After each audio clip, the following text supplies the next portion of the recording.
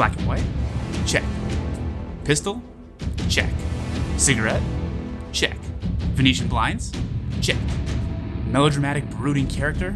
Check. Looks like we have all the ingredients for a good film noir short.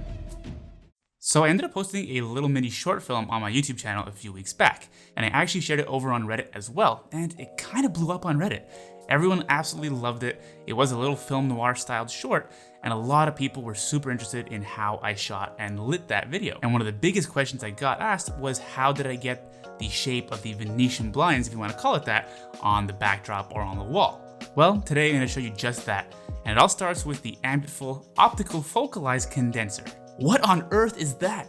That is a mouthful, and it sounds like something absolutely crazy and out of this world, but I guarantee you it is not. It's really not all that complicated, and it actually attaches to your existing COB or chip on board light. So in simple terms, it helps modify the light. So in this case, it actually helps focus the light. Your existing light shines through this, and it's actually got its own little lens in there, and it focuses the light to narrow the beam and actually make it brighter. Then you can add out these little cutout shapes in these little metal plates called gobos, or cookies I believe they're called, and that is how you get those cool shapes like the one you saw in my short film. There are a ton of different options that come with a product like this, and you can actually probably buy a bunch of them online or even make your own to put in here as well. But the shapes range from different sets of windows and blinds, circular cutouts, a bunch of different patterns to make it look like foliage, and so much more. And on top of all that, you can actually focus it. So there is a ring to rotate, which focuses to make it sharper or blurrier. So you can make your light softer or sharper. So you can just get creative with it to get a lot of different looks, and it's just something you can use for your photography, for your videos, and so much more. So now that you know what this light modifier is and what it does, why don't we start back at the beginning and talk about the concept and how I use these lights to light and set up the scene for this mini short film of mine. But before we jump into all of that, if you're enjoying what you're seeing so far, why don't you go ahead and hit that thumbs up button down below to like this video, and also don't forget to subscribe. This way, it'll help ensure both you and people like you see my content in their YouTube feed. So it definitely helps support this channel. But enough of that, let's jump right into the concept. So the wonderful people over at Ambitful actually reached out to me and asked if I wanted to play around with their optical focalize condenser. That is a mouthful. But of course I said yes, because I've always wanted to play around with a product like this, so they sent it my way for me to check out. And I couldn't help but immediately think of shooting a film noir style video. I've always been a fan of film noir.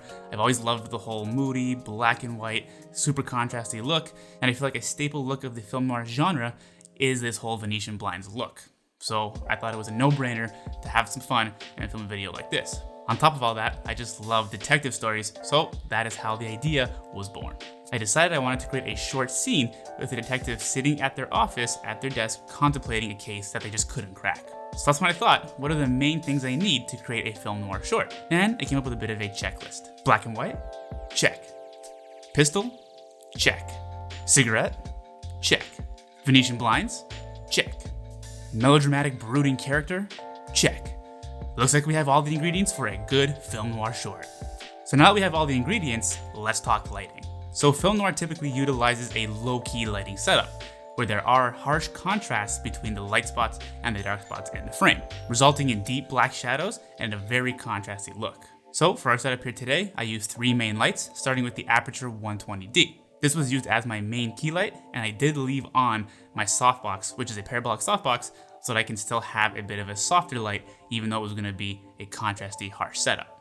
Then I added a Quasar Science light tube to the opposite backside from the key light to add a little bit of a rim so that I could separate myself from my background. Finally, I set up the Golden Eagle LED 3000 light with the ambitful optical focalized condenser on it with the Venetian blinds cutout to create the light shape on the background. This was to mimic light shining through a window coming through the blinds to give that very cliche film noir look. So as you can see, with something like this light modifier, it's actually super easy to create these shapes with light. You can get creative with it, and you can change the rotation or angle of the cookie or gobo in the light modifier, and you can even change the angle of the light that you're aiming at your backdrop or whatever else you're aiming it on. As you can see here, when aiming the light more dead on to the backdrop, it just looks like a very clean shape of the window with blinds. But when I move the light over to the side and angle it, it kind of stretches the pattern a bit, changing how it looks and making it more dynamic and interesting. So because I was shooting a film noir setup and I really wanted to have the whole Venetian blinds look to it, I didn't really have an opportunity to play around with many of the other cutouts that came with this set. But I did use one other cutout for a couple of the other shots. So the other cutout I used was just a thin slit of a rectangle for the light to just pass through that. It's just a very simple shape, but I thought this was actually quite useful for wanting to highlight certain elements in my scene. So first, I used it for some of the close-up shots at the beginning where I wanted there to be a small spot of light on the desk. So in this shot right here, where I toss a cigarette box onto the desk and it slides into view, I wanted to have it start more in darkness and come into the light, so I ended up taping the cutout to my reflector dish on my Aperture 120D to shine it on a specific spot on the desk.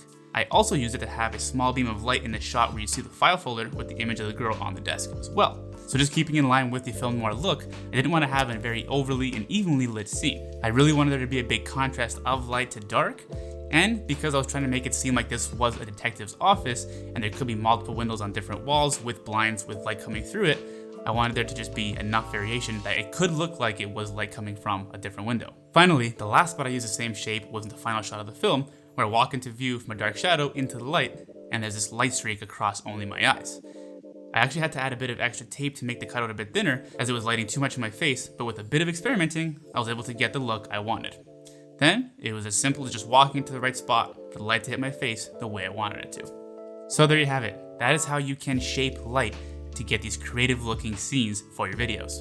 It's just a great way of adding some extra creativity to your shoots and getting a bit more of a stylized lighting look. Thank you so much for watching this video. I hope you enjoyed it and I hope you found it useful. Hopefully you learned something new today, and if you liked what you saw here today, don't forget to hit that thumbs up button down below, and also don't forget to subscribe. As always, I'm Alex Perry. Thank you so much for watching, and I'll catch you in the next video. See ya.